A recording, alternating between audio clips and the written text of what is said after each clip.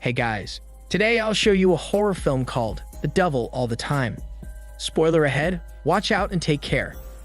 Willard and his son pray at their makeshift crucifix. The film flashes back during World War II, while Willard Russell is serving in the Solomon Islands. He and other soldiers find their colleagues skinned and crucified by Japanese soldiers.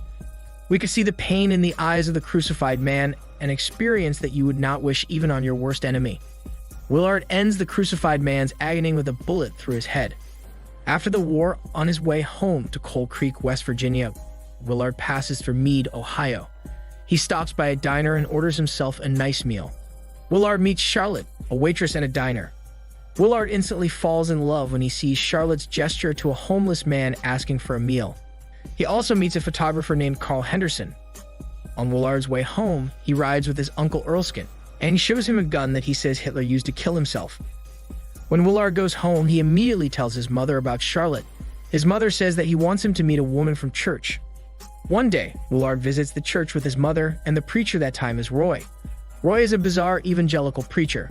The preacher pours a jar of spiders over his head while giving sermons to demonstrate his faith in God. The people in the church are in shock with Roy's gesture, but it makes them believe more in the words that he is saying. Eventually, Willard and Charlotte marry and move to Ohio, where they have a son whom they name Arvin. The couple is saving up money to purchase a house. Willard gathers up planks and he makes his crucifix for his prayer ritual. Willard writes a letter to his parents telling them that he is now praying again. One day, Willard sees his son with a black eye, and he tells his son he should fight back against the bullies. Willard and his son go out to pray at their spot. He tells his son that he should pray as he meant it. Two men pass by while Willard and his son are praying, and the men begin talking naughty things that they will do to Willard's wife. Willard finds the two men and beats them up. Willard goes back to his son and tells him that is how to fight back. It is a really messed up thing to say to a growing child. Eventually, the doctors diagnose Charlotte with cancer. Willard believes he can influence God with a hardcore prayer to remove cancer from his wife's body. One night, Willard is drinking his pain away, and the bartender lady offers her prostitutes. He believes that God is asking him to make a sacrifice for his wife, so he prays to God and then sacrifices Arvin's dog, kneeling before a rustic cross that was erected by him previously behind the house. Arvin is angry at his father for killing his dog, and he asks his father to bring his dog back. Nevertheless, Charlotte dies despite Willard's efforts. Willard commits suicide by slitting his throat. Arvin sees his father and immediately reports to the sheriff with pies smeared all over his face. The sheriff thought it was blood. Years earlier, Helen Hatton married Roy Lafferty. Helen and Roy later have a daughter named Lenora. During a sermon, Roy's face is bitten by a spider and his head swells up. Roy locks himself in his room, and through this isolation, he prays to God. When his allergies settle down, he walks out from his isolation. The following day, Roy and Helen visit Willard's parents, and Helen reads Willard's letter. She then leaves Lenora with the old couple before driving off to the woods. While Roy and Helen are praying in the woods, Roy surprisingly stabs his wife in the neck with a screwdriver, and blood spews out from her neck. Roy tries resurrecting his wife with prayers, but fails horribly. Roy drives away with his brother, and he tells his brother that he is planning to tell the incident to the police. His brother tells him that he sounds like a crazy man, and the police would not believe his smelly bullshit. Eventually, Roy leaves his disabled brother in the car and he hitchhikes. Carl Henderson and his wife Sandy pick up Roy from the streets. Carl parks the car in the woods, and he forces Roy to take off his clothes and touch Sandy. Roy refuses to have a nasty hormone game with Sandy. Roy, with a gun on his face, contemplates the afterlife that he has been talking about in the church. Roy says his daughter's name for the last time, and Carl shoots him in the head. In 1957, Arvin goes to live with his grandmother. There he meets Lenora, who becomes his adopted stepsister. He grows up to be fiercely protective of Lenora.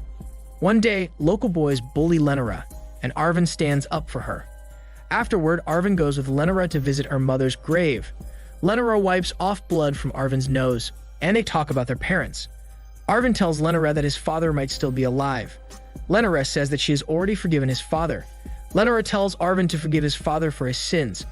Lenora grew up to be God-fearing, and she is not certain that her father killed his mother, making it easier for her to forgive her father. On the other hand, I believe Arvin would never forgive his father because the trauma that his father gave him is tattooed in his head. He might have nightmares of the incident even when he is now grown up. One day, a new pastor arrives in their town. The people are told to bring meals to the church to welcome the pastor. Arvin's grandmother brings chicken liver to the church because it is all that they can afford. The pastor tastes the chicken liver, and he begins a sermon about poor people. The pastor continues shaming the old woman for bringing chicken livers.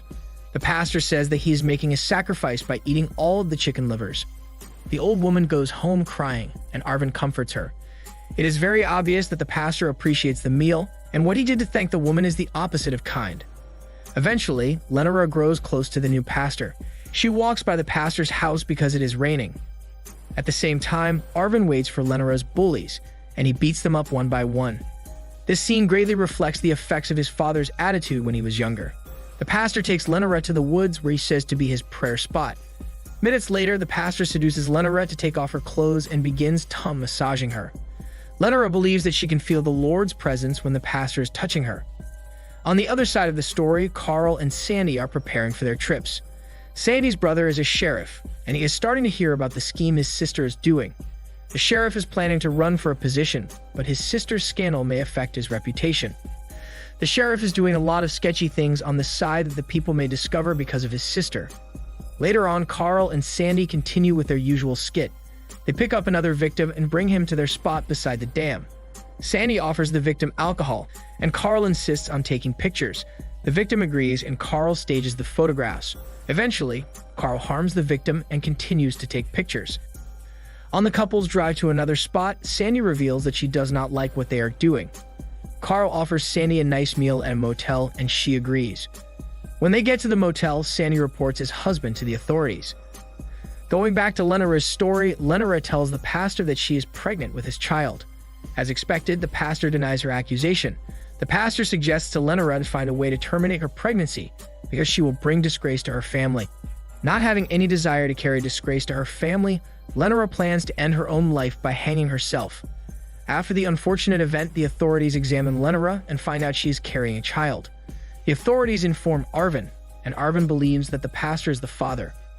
Arvin begins following the pastor, and he discovers that the pastor is seducing another young lady. Arvin follows the pastor to the woods and sees him having sex with the horny young lady. Fantastic, but too fast. Arvin then follows the pastor to his house, and he sees the young lady giving fellatio to the pastor. After his discoveries, Arvin confronts the pastor. Arvin confesses the pastor's own sins to him. The pastor realizes that Arvin was spying on him and his hormone activity, so he tries to explain himself. But eventually, Arvin kills the pastor and he runs away. This is the climax of the movie. I have the urge to punch the pastor myself and get a huge relief from seeing Arvin kill him because he really deserved it much, for he even dares to play such a nasty hormone game in the open wild. Then the film abruptly transitions into a lighter theme with jolly music. The sheriff goes to the people that he is doing shady business with. He wraps his gun with a thick cloth as a silencer and proceeds to kill the henchman. The sheriff then goes upstairs and kills the boss. This action frees the sheriff from scandals he might encounter when he runs for his election. His only problem now is his naughty sister. The sheriff's sister and her photographer husband are picking up strangers again. This time the couple picks up Arvin, tying their stories together. The couple interviews Arvin and asks him where he is headed. Arvin feels something wrong with the situation and he seems uneasy. Arvin sees the gun from the photographer's back, and he prepares for the bad things that are about to happen. Arvin grabs his own gun, and when the photographer is about to threaten him, Arvin quickly responds with gunshots, which kills the photographer. Sandy is in shock with Arvin's action, but she also has a gun with her. Sandy shoots Arvin, but unfortunately, it's revealed that earlier Carl unloaded Sandy's gun. Arvin shoots Sandy and kills her. After killing the couple, Arvin gathers the couple's items that may be useful to him. After the incident, the sheriff gets notified of the tragedy. Eventually, the sheriff begins his investigation and he finds his sister's naked photographs with different men. He burns these photographs to get rid of the pieces of evidence that his sister is a whore. Arvin visits his childhood home in Ohio. The man by the station recognizes Arvin, and he tells Arvin that his childhood home burned down ages ago. Arvin thanks the man for helping him the night his father died. They reminisce about the terrible incident, and I think this is Arvin's way of healing his wounds from the past. The man reports to Arvin that the sheriff who helps him happens to have a sister who recently died. Arvin realizes that the sheriff's tragedy is his own doing, and he immediately leaves. The man notifies the other authorities of Arvin's arrival at Ohio, and this news got to the sheriff looking for Arvin. The sheriff remembers the night that he helped little Arvin as he was looking for his sister's killer. Arvin then proceeds to look for the same spot that he and his father used to pray. He finds makeshift crucifixes that lead to the spot where his father died. Arvin digs for the remains of his old dog, and he gives it a proper burial that he promised when he was a child. Arvin hears a rustling in the leaves, and he hides in fear. The sheriff announces his presence and looks for Arvin in the woods. Arvin prepares his gun as the sheriff comes near him. Arvin commands the sheriff to give up his weapon, and says that he is also armed. The sheriff tells Arvin that he is wanted for the consecutive murders of the preacher, the sheriff's sister, and the photographer. Arvin confesses that all of the people that he killed deserve it, and he tells the sheriff that he has a photograph of the sheriff's sister naked beside a dead man. The sheriff finds Arvin, and Arvin immediately shoots the sheriff. The bullet goes to the sheriff's torso, and the sheriff immediately loses his balance. Arvin disarms the sheriff of his weapon and shows him the photograph of his sister. The sheriff dies, and Arvin leaves his body in the woods. Arvin hitchhikes, and a hippie picks him up.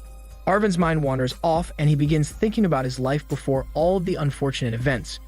He begins wondering about enlisting himself to become a soldier, and he is not certain where life will take him.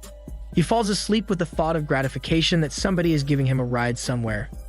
The movie ends with somber music that wants the audience to feel comfortable despite all of the gruesome scenes and series of unfortunate events that happen to the main character. Maybe that is what life is all about, that moment of gratification where you relax, even when life takes you to places that feel like hell. It is at that moment when you feel secure in the most bizarre places. In this case, Arvin's ride to nowhere in the vehicle of a stranger. We must find those places in this terrifying world which highlight the comfort that we should be thankful for. This is Daniel CC Movie Channel. Stay safe and enjoy your fun for today.